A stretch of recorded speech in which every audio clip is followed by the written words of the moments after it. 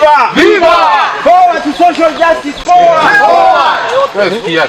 Vijana msilale, bado mapambano, mapambano, mapambano, bado mapambano, mapambano, mapambano. Uondoe msitu. Olonana ulebono, Olonana was buried here. Yes. Document. Yes. And we need to implement access to this forest for quality products, access to this forest, our heritage in this country. We need to stand and say no. No! No! No! No! For you who live in Ngong, who live in Karen, as urban communities, this is where your life comes from. Yes. Yes. The oxygen you get from here is your life. Yes. Yes. It is an urban property, it's an urban people resource. We need to protect this document, and we ask our government that let us all put efforts. But I am worried too. I know the senator is here. We are not very happy of what's happening in our Senate and in Parliament. The bills, the quality of bills that are being passed there is questionable. And I think the senator is here to confirm. Kenya, and let us also thank other communities that are doing the same. In Amboseli ecosystem, the Maasais have brought 1.2 million acres. In honor of Olonana, the owner of this land, many of you don't know. So that we protect is great. And it's great. Thank you very much. Viva comrades, viva! Viva! Viva! Viva comrades, viva! Viva! These forests are part of the community and they are very instrumental in terms of making sure that the animals are staying. You are endangering our lives. Down with radioactive waste, down! Down! Down with land grabbers, down! Down! I want to tell that particular organization that wants our features here.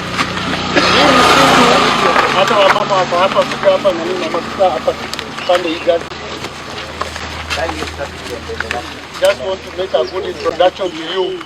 Ndio tukisema kuhusu msitu, mjue we have tatu, bwana mheshimiwa, ya kwamba kama sisi Community Forest Association, na ni wengi, watu warokei mgapi? Watu wakataka, askari wetu wako wapi? Hapa. Community wako wapi? Wako hapa, mnaona wako na green. Courtesy of FUF. So we want to thank you bwana senator. Najua hukupata, umepata habari hadi. Siwezi kubali kama senator wa Kajiado. Yes. Mambo kama haya yaendelee. Na ili hali hii shamba ingekuwa ni sisi tumebenefit kama watu wa Kajiado. Kama serikali inaona ya kwamba si vyema kuwa na forest kama hii ikuja katika community, maana sisi ndio tumetoa forest hii iweze kuwepo, iweze kusaidia wananchi wa Kajiado North na wa Kajiado kwa jumla. Lakini mambo kama haya ambayo uvamizi kama huu ambayo tunaona kila wakati ikienda mbele, fence baada ya fence, kwa siku ambaye haitakuwa mbali nitaakilisha petition hiyo katika Senate ya Kenya, niulize waziri wa misitu, niulize Director General wa Forest KFS, na niulize waziri wa lands. Yes. Kwa nini mambo kama haya yanafanyika katika mahali hapa? Tunaomba KFS ianze kuchukua hatua ya hao watu mara moja. Na kama kuna watu wakubwa huko juu, kwa sababu tukisoma, si mnajua dalili za mvua ni nini? Mawingu. Tunapoangalia mawingu, kuna watu mashuhuri kwa serikali ambaye wanahusika na hii mambo. Kwa hivyo tunajua, na wanaweza weka uoga kwa maofisa wetu.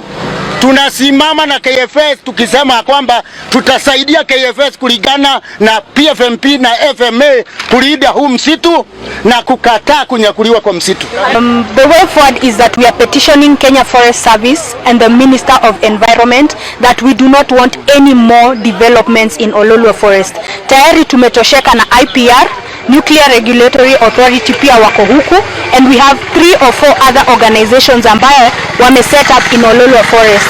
So out of the initial acreage of land, tumebakishwa only 50% of the forest, of which Child International Welfare are grabbing 67 acres, which is almost 10% of the remaining forest land in Oloolua. So hiyo tumekata, and we are calling on government officials to stand with us, because we suspect anyone who can put up a fence in Oloolua forest, that must be someone who is high in the government. Kama tunataka kupanda miti na ilhali kuna wengine wanakuja wanakata, isitoshe wananyakua the ground yenye serikali inasema tupande miti huko, ninaona ni kana kwamba wanataka kuangamiza serikali.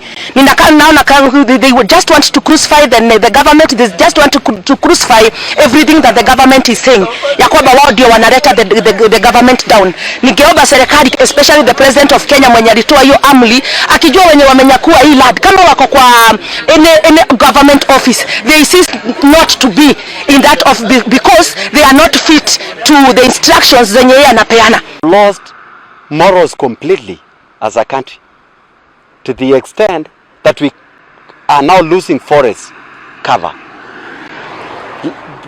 Less than 1 year ago, and to be very specific, this year, and I remember there was a national day to plant trees. Why are you using a lot of resources to plant trees and you are busy destroying forest cover which is already in existence? This forest has taken thousands of years. Now some organization calling itself, which I know it is nothing about children's welfare. It is just about appetite for land from the leadership of this country. There are individuals in government who want to take this land. They want to grab this land. But I want to say this.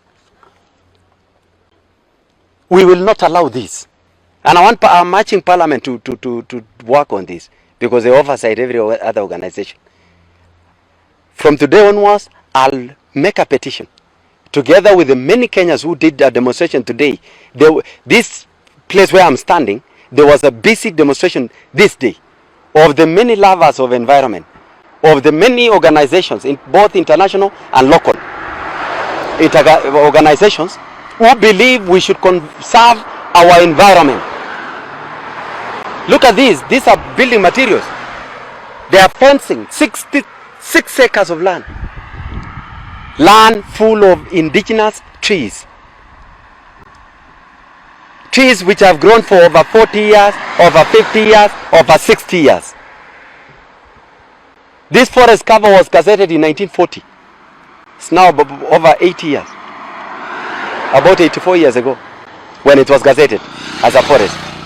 Some trees were there when it was gazetted, and they still exist. If you go around, the very many indigenous trees which are extinct in most forests, I doubt whether there is a forest which beats Oloolua forest. Oloolua forest is one of the best conserved forests in Kenya. How can you build there are so many available land to build schools. You cannot purport to say you want to build a school in a forest, in the middle of a forest. We are trying to create more forest cover. We are trying to plant trees. How can you use money to plant trees then you destroy others? Go to those empty plots you are purporting to be planting trees and build schools there, because there are no trees. Where there is a tree, leave it. And you know, Kenya is a beautiful nation. It's a beautiful country. We depend on 40% of agriculture. And this agriculture is rain fed. And it is out of this forest cover that we get the rain. When we lose the cover, we lose the rain.